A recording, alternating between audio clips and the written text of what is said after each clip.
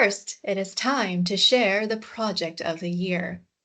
So this Project of the Year award recognizes outstanding achievement or innovation by an EEP Africa portfolio company during the year 2024. And we are proud to present the winner of the EEP Africa Project of the Year award. Can we have a drum roll, please? To Plentify. Today we have John Cornick, CEO of Plentify, to share more about the company and their achievements. Feel free to ask John questions in the Q&A section. Hello, John. Good to see you. You too, Kelly. And first of all, it's an honor to be here. I remember sitting in one of these presentations several years ago before we applied, and it's amazing to be on the other side. Yeah, and look at you now. Congratulations. Yeah, it's incredible. You have got a really impressive portfolio. So the fact that we've managed to stand out is a great honor. Well, thank you. Thank you very much for joining us today. Well, we would like to hear more about Plentify. Can you share with the audience the story of Plentify, maybe a little bit about how it came to life, the business model, and maybe what sets it apart? Absolutely. Yeah, so Plentify, it wasn't born in an instant. It was the result of a career spent working at the intersection of energy, technology, and finance. But the idea for Plentify really crystallized in my last job before Plentify, and that was at Google, where I was helping to lead the African energy business. And in that role, we saw that most activity in the clean energy space was happening in one of two areas. It was either getting clean megawatts onto the grid, or it was getting people access to electricity for the first time through these small clean energy systems. But very little was, and to be honest, very little still is being done for the majority of Africa's population that is already connected to a grid system, but suffering the world's most expensive and unreliable power. And so that's the problem we created Plentify to try to solve, seeing if we could apply the latest technologies and business models to ultimately deliver affordable, reliable, and clean services to grid-connected households. So effectively what we're trying to do is we're trying to get homes to use more clean energy. And to solve that problem, there's a couple of ways you could go about it. You need to get clean energy where it's needed, and you need to get clean energy when it's needed. To get clean energy where it's needed, you need the solar panels or the wind turbines. To get it when it's needed is slightly more complicated because the wind doesn't blow and the sun doesn't shine at the times that people want to use electricity necessarily. And so you can solve that with something like batteries, but batteries are expensive to store that energy when it's generated for use when it's actually needed. And that's where Plentify comes in. What we do is we install devices onto the appliances in your home, and then those devices shift when your appliances use electricity to align as much as possible with clean energy. So instead of shifting clean supply to demand, we're shifting demand to clean supply and doing this for 75% cheaper than batteries. Our business model is that we primarily sell B2B through residential property companies and solar companies. We sell the hardware devices that go into appliances for an upfront fee, and then an ongoing service fee for the energy management service. And the great thing is that our service costs a fraction of the value that it delivers to the users. Finally, I think you asked what sets us apart, and I'd say that a couple of things come to mind. The first is our team. I'm really proud of the team we've built. It's about 60 people strong, and it's got representatives from some really world-class organizations like Google, Discovery Vitality, Tesla, IBM Research, and even NASA.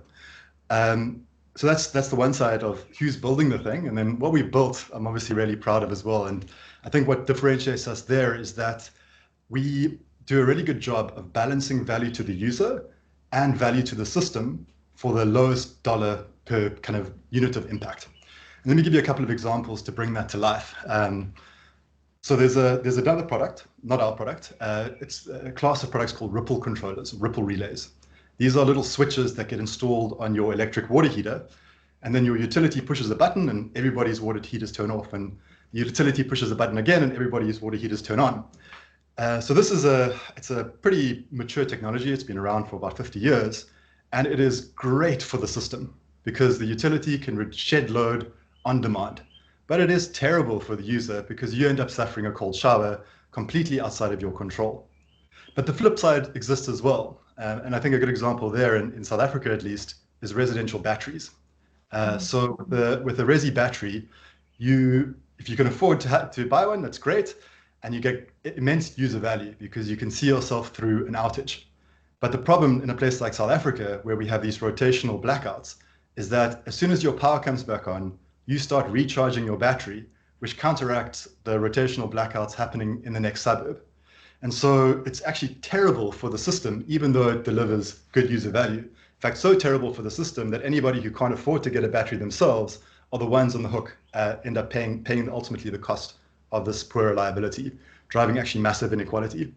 And so what we do at Plentify is we figure out ways to align incentives to deliver value to the user and deliver value to the system while charging as little as possible for the service and the hardware.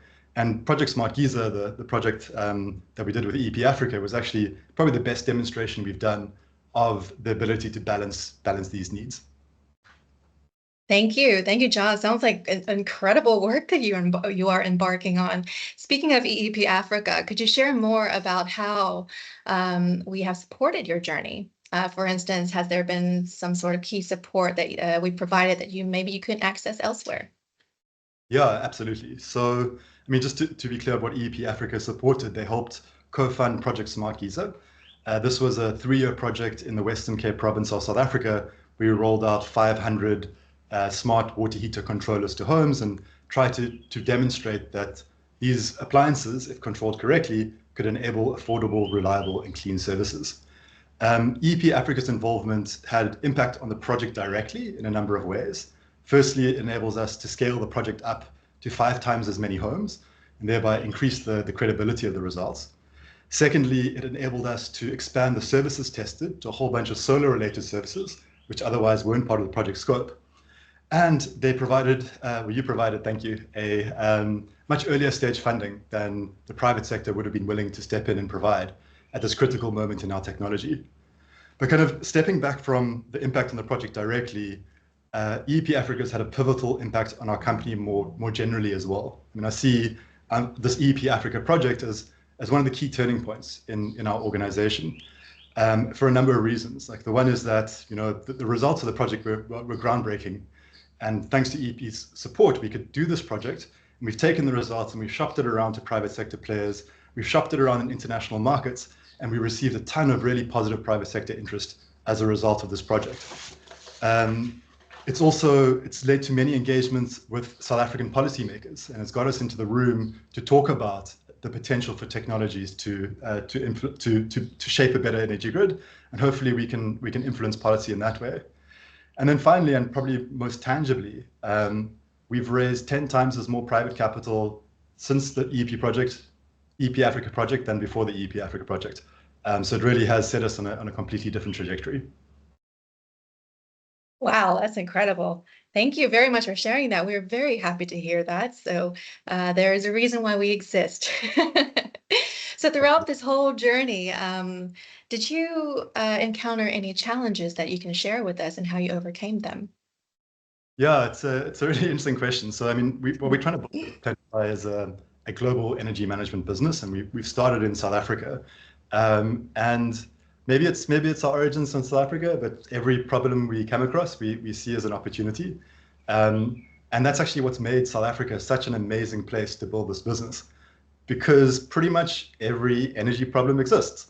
And so it's an incredible laboratory to test out developing solutions that tackle real problems, for which generally there are customers on the other side that are suffering a pain point or are willing to pay. Versus if some of our competitors will be focused on absorbing excess wind power in Canada at night, something very, very specific and niche, given that's the problem that exists in that market. So I think the abundance of energy issues has been actually a major advantage to the development of our company. And then the secondary impact of working in a weak grid market, things like the telecommunications networks go down when there's a power outage, also meant that we had to be quite creative in how we developed our product to be resilient in these harsh conditions, which ultimately makes us a much more powerful product as we try to expand to other markets. So yeah, we've tried to shape these challenges into opportunities, and I'd say that the challenge that sits most prominently in front of us right now is how we scale up our operations and systems fast enough to deal with the demand that we see in front of us. Sounds like a positive problem. If we look forward a few years, you mentioned something about expanding into new markets. Where do you envision Plentify in the next, say, 5 years? Yeah, as I mentioned, our mission is to be a global energy management company, and we are a mission-driven organization. So when we think about where we want to be, we think about the impact we want to leave behind. And we think about that impact in two ways: the impact in South Africa, which is our home market, it's very close to our hearts, and then the impact globally. So in South Africa, the story is really about energy security. We've gone through a period of, what's it now, 17 years of rolling blackouts. We're in a lull at the moment. Hopefully it continues. But the truth remains that we are in a weak grid market. And so our goal is within the next 5 years to be responsible for mitigating 20 hours per month of blackouts for everyone in South Africa. And we think there's a clear path to doing that.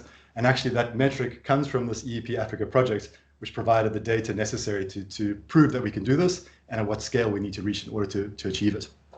For the second part around the global impact, there it's really about the energy transition. We exist to ultimately fight climate change and through switching from fossil fuels to renewables. And so we want to be active in probably at least 4 to 5 new markets and enabling in the gigawatts of additional solar capacity.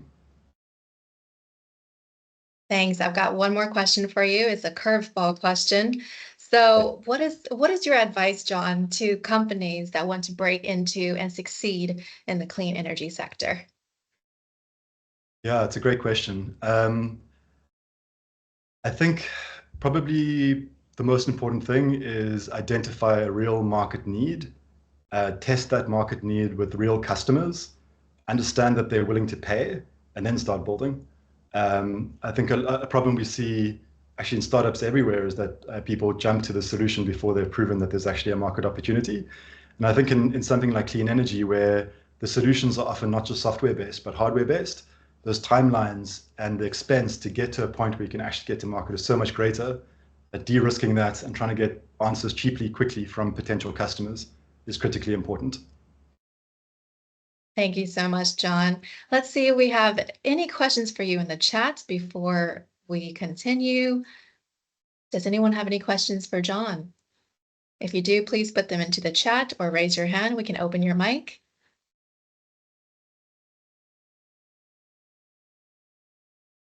I'll give it a couple more seconds. If not, how can people reach you, John? They are welcome to reach out to Plentify at support@plentify.io, and they'll forward along to me. Well, there you have it. Again, congratulations, John, to you and to Plentify for taking home the Project of the Year award. We look forward to following your journey and continued success. Many wishes for you.